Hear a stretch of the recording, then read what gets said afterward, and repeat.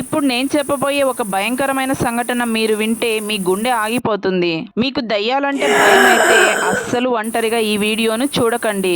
ఇది 3 years back కేరళలోని కొచ్చిలో ఒక సాఫ్ట్వేర్ ఎంప్లాయ్ లైఫ్ లో ఎదురైన ఒక భయంకర సంఘటన. ఇతను ఒక పాత అపార్ట్మెంట్ లో రెంట్ కు దిగాడు. ఫస్ట్ 2-3 days అంతా బానే ఉంది.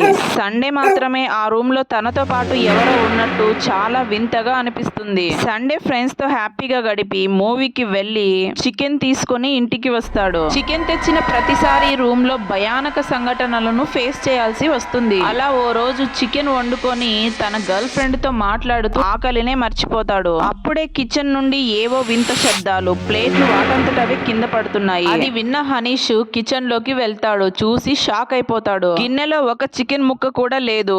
గోడల పైన చికెన్ కర్రీ పడి కిచెన్ మొత్తం చండాలంగా తయారైంది. ఇదంతా ఎవరు చేశారు అని ఆలోచిస్తూ అలా విండో వైపుకి చూస్తాడు. విండోకి బయట నల్ల పిల్లి. ఇదంతా నీ పన, ఒక్క ముక్క కూడా లేకుండా తినేసావే అనుకొని వెళ్ళిపోతాడు. ఇలాగే 2-3 times జరుగుతుంది. మళ్ళీ సండే వచ్చింది. ఎంతో కష్టపడి చికెన్ వండుకున్నాడు.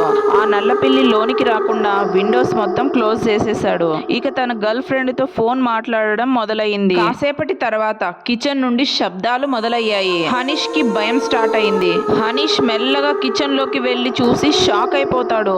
గాలిలో ప్లేట్ ఎగురుతూ వచ్చింది. హనీష్ పైన ఎవరో స్పూన్లు, గెరిటలు విసురుతున్నారు. బల్బు ఆన్ అవుతూ ఉంది. హనీష్ ఎవరు నువ్వు అంటూ భయంతో అడుగుతున్నాడు. సమాధానం లేదు. డోరు దానంతటదే దబ్బుమని పడిపోయింది. ఎంత ప్రయత్నించినా ఓపెన్ అవ్వడం లేదు. హనీష్ భయంతో గట్టిగా కేక వేశాడు. డోరు దానంతటదే ఓపెన్ అయింది. లైట్స్ నార్మల్ గానే ఆన్ అయ్యాయి. చుట్టూ చూస్తే ఎవ్వరూ లేరు. ఇలాంటి సిచ్యువేషన్ మీరు ఫేస్ చేస్తుంటే కామెంట్ చేయండి. వీడియోని లైక్ చేసి రియల్ హర్రర్ స్టోరీస్ కోసం ఛానల్ ని సబ్స్క్రైబ్ చేసి పెట్టుకోండి.